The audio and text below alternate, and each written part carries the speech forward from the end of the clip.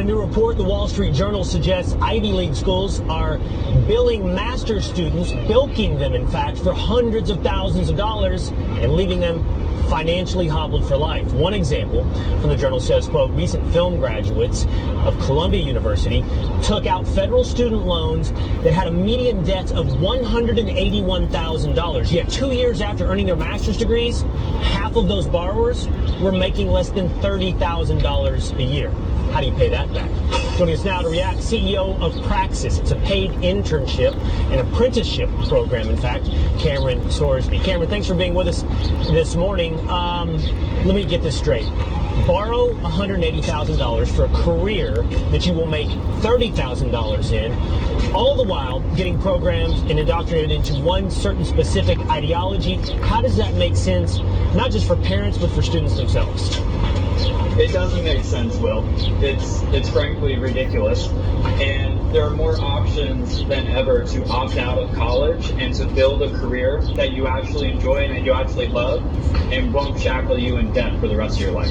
Yeah, we talk a lot, Cameron, about colleges having become this indoctrination factor where only one point of view is allowed. That's absolutely true. But maybe we haven't talked enough about what a bad investment college has been, at least for many students, depending upon what they choose to get a major in. Here right now is, by the way, where we stand. 43 million, almost 43 million Americans holding almost $1.5 trillion in student loan debt. So you talked about other ways, Cameron, for you to go about integrating yourself into the workplace, integrating yourself into a career that makes sense. Tell me about some of those options.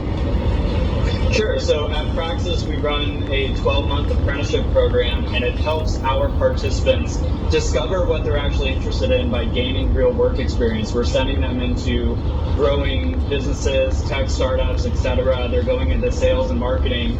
And we have graduates that are 2021, instead of just taking on debt, they're buying houses and they're making six figures before their peers are graduating school themselves. And they're not the next Steve Jobs. These are normal, hardworking, young Americans that just figured out a better way to build their career. I love it. I love the idea, Cameron.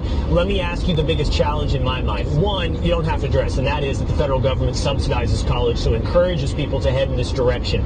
But perhaps the bigger hurdle is the cultural push, the cultural impetus to send every kid to college. That statistically it does show you have a better chance of climbing out of poverty and being a success if you attend college. So it's become an unthinking, instinctual act by almost everyone.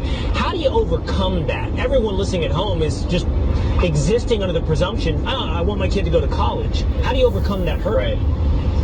Yeah, so when we started Praxis 8 years ago, we had parents, of applicants being like, wait a second, you don't want to go to college? That's a scary, proposition. And now we have more parents than students reaching out to us wondering, like, what can I do for my teenagers instead of college? So right. I think the trends are already shifting big time, and especially over the past year with how ridiculously higher education handled coronavirus, we have more students that were freshman, sophomore years at prestigious universities wanting to drop out and check out Praxis and other programs. Well, I want to talk more about this. I'm fascinated by the idea of apprenticeships. I think another hurdle we'll talk about next time is, what do you do when an 18-year-old doesn't know what they want to do yet? Do you send them to college? They aren't ready to pick an apprenticeship? But we'll talk about that next time because it's an innovative idea. All right, thank you. Thank you, Will.